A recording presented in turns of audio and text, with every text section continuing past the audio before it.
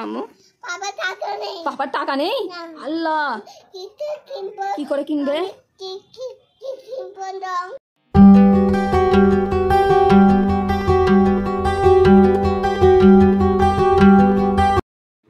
আসসালামু আলাইকুম বন্ধুরা, সবাই কেমন আছেন? আশা করি সবাই ভালো আছেন, সুস্থ আছেন। আমরা আলহামদুলিল্লাহ ভালো আছি, সুস্থ। আনহা সুস্থ নেই, তো দেখতেই পাচ্ছেন আমরা বেরিয়ে পড়েছি এই রোদ্দুরের মাঝখানের গাড়ি নিয়ে।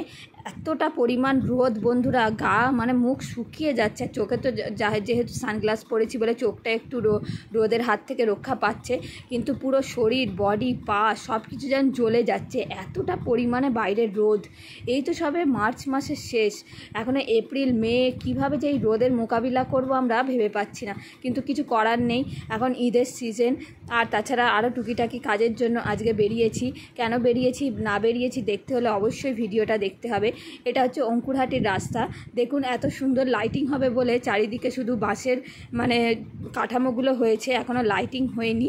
তো এত সুন্দর হবে আমরা জানি, আগের বছর এসেছিলাম এই রাস্তা ধরে।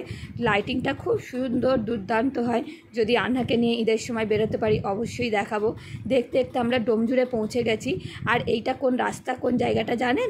আনহার আন্টিমণির বাড়ি, শবনম আন্টির বাড়ি। দেখুন চলে এলাম শবনম আন্টির বাড়ির সামনে থেকে। শবনম যদি ভিডিওটা দেখে বলবে আমাদের বাড়ির সামনে থেকে তুই চলে গেলি। তো কিছু করার নেই, সময় হাতে খুবই কম। আর এই রোদেতে গরমেতে এখন এসছি আমরা সাউ ডাক্তারের কাছে, যেটা স্কিনের ডাক্তার। কদিন বলেছিলাম না আনহার পেটে একটা ফুসকুড়ি হয়েছে, আর সেখান থেকে খুব বড় একটা ফোড়ার আকার ধারণ করেছে।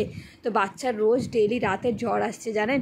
তো আজকে ভাবলাম যে না আর এরকম বসে থেকে লাভ নেই, এবার ওই কবে ফোড়া ফাটবে না ফাটবে না, ওকে মুখে ওষুধ দিতে মানে পেটে ওষুধ দিতে হবে।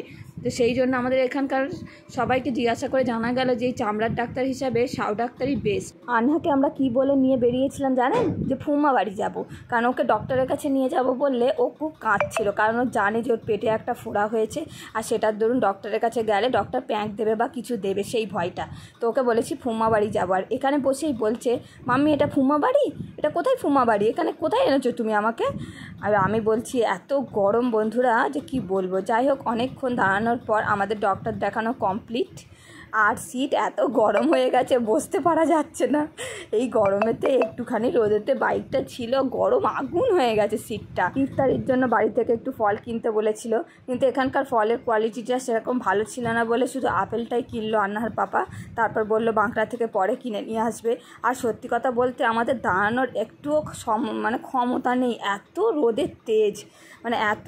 তাই ভাবছি এনারা কি করে দোকানদারি করছে কন্টিনিউ রোদেতে দাঁড়িয়ে দাঁড়িয়ে। আমরা সামান্য একটু বেরিয়েছি 1-1.5 ঘন্টার জন্য, আর কিছু কেনাকাটাও করার ছিল জানেন বন্ধুরা, কিন্তু এতটাই রোদ যে আমরা কিচ্ছু কিনতে পারিনি। বললাম যে না, সন্ধ্যের পর বেরিয়ে কেনাকাটা করবো। এই যে রাস্তার ক্রসিংটা দেখছেন, ডান দিক দিয়ে সোজা চলে গেলে আনহার পাপার নানির বাড়ি। তো আমরা বাঁ দিক দিয়ে চলে এলাম। ওই দিক দিয়ে এসেছিলাম বন্ধুরা, এত ভিড় ছিল, তাই এই রাস্তাটা ধরে আমরা বাড়ি পৌঁছাচ্ছি, কারণ এই রাস্তাটা খুবই নির্জন আর খুবই মানে পরিষ্কার। আর পাশে যে খালটা বয়ে গেছে, কি অবস্থা দেখুন খালের পানিটা, মানে পচে গেছে পানিটা পুরো। এটা হচ্ছে সরস্বতী খাল। যাই হোক, বড় বড় ইন্ডাস্ট্রি, বড় বড় হাট দেখতে দেখতে আর উপভোগ তো করতে পারছি না রাস্তার। যতটা মনে হচ্ছে যে আল্লাহ কতক্ষণে ঘরে ফিরবো। মানে কিছু সময় ভাবি যে আনহার পাপার মতো সব ছেলেরা যারা কাজ করে তারা এরকম রোদেতে বারবার বাইরে যাচ্ছে, কিন্তু আমরা হাউসওয়াইফরা একবার বেরিয়ে আমাদের সব গেল। এমন হচ্ছে আর পারবো না আল্লাহ। বাড়িতে এসেই বন্ধুরা আগে আনহাকে গোসল করিয়েছি, তারপর নিজেও গোসল করেছি, কারণ এতটা পরিমাণে গরম। মোটর চালিয়ে ঠান্ডা পানি মানে ট্যাঙ্কিতে তুলে আগে মাথায় পানি ঢেলেছি, তবে গিয়ে জানটা একটু শান্তি হয়েছে, কারণ এতটা পরিমাণে গরম। আর ট্যাঙ্কের পানিও পুরো গরম আগুন হয়ে গেছে, তারপর ট্যাঙ্ক চালাতে হয়েছে।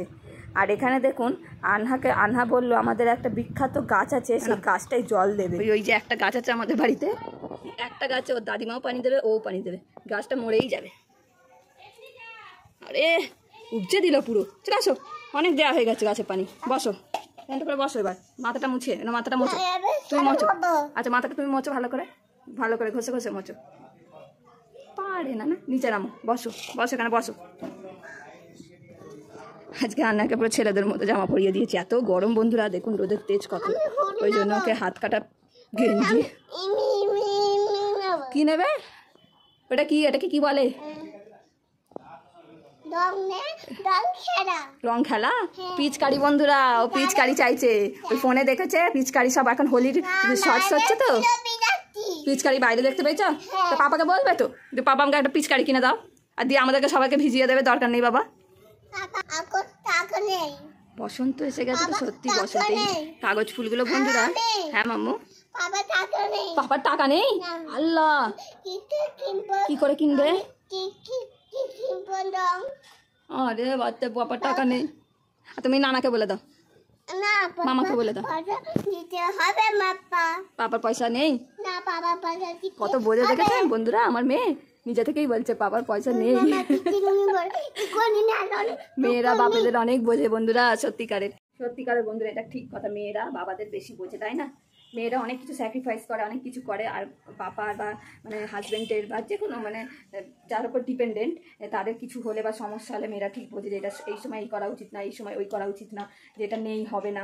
যেমন আমার আনহা মানে আল্লাহ আমাদের সেরকম অসুবিধা নেই, তবুও নিজে থেকেই বললো বাবার পয়সা নেই, মানে ওইসব রং আর ওই পিচকারি ওইসব তো আমাদের কেনা উচিত না, আনহা রং পিচকারি তো আমাদের কেনা উচিত না, সেই হিসাবে হয়তো বলেছে ওর বাবা যে বাবু পয়সা নেই কিনুনি, কারণ ওইসব অভ্যেস করানো ভালো না তাই না? তার প্রতি বছরই চাইবে। পেটে লাগছে কি করে, কেন পেটে লাগছে মামা?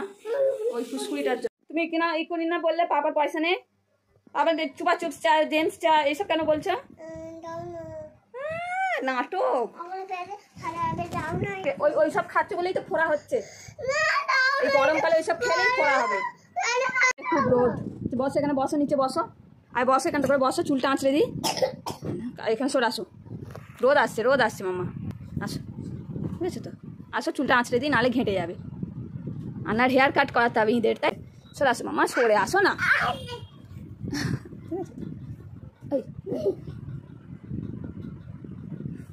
আনহা দেখতে দেখতে কত বড় হয়ে যাচ্ছে, আল্লাহ আস্তে আস্তে আরও বড় হয়ে যাবে। আমার সেই ছোট্ট কুচকি বাবুটা কোথায় গেল, হারিয়ে গেল, সে কুয়া, তুমি তো বড় হয়ে যাচ্ছ, সে কুয়া বাবুটা কোথায় গেল আমার কলজে পাখিটা? আসো আসো, তাহলে আমার কুয়া বাবুটা তো আমার কাছে আসতো, তুমি তো আসো না একদম। আনা বেবি, আনা সুইট বেবি, রামরে বাবু তার চুলটাকে ভালো করে একটু আঁচড়াতে দাও না, এতদিন পর তো একটু চুলটা হয়েছে, ছোটো থেকে ওর মাথা সবসময় ন্যাড়া থাকে, এই প্রথমে এত বড় চুলটা করতে পারা হয়েছে, তাও ও একদম আঁচড়াতে দেবে না, কিচ্ছু করতে দেবে না। পাপার মাথাটা টিপে দাও একটু, তুমি টিপে দাও একটু, পাপা এত কিছু করছে তুমি একটু পাপার সেবা করে দাও, গুড, ভালো করে টেপো, ও কি টেপা হচ্ছে, ভালো করে টিপে দাও, চোখগুলো এরম করে দাও, পাপার সেবা করতে হবে তো, পাপা কত কিছু করছে। আমরা একবেলা বেরিয়েই বন্ধুরা কাহিল হয়ে যায়, আর কিন্তু ছেলেদের তো ডিউটি যেগুলো থাকে ঠিক বাইরে বেরিয়েই কাজ করতে হয়, কারণ ওনাদের কাজ সব বাইরেতেই। তো এই রোজার মাসে আনহার পাপার তো কতবার বাইরে বেরোতে হয়, যেতে হয়, তো আজকের রোদ আর গরম দেখে আমি আজ বুঝে গেছি যে উনি কতটা কষ্ট করে, মানে বাইরে কাজকাম করে আর কষ্টটা কত করে। তো আজকে বন্ধুরা ব্লগটা এখানেই রাখছি, ও তোর পাপার একটু সেবা না করে ওর পাপার পেটের ওপরই বসে আছে।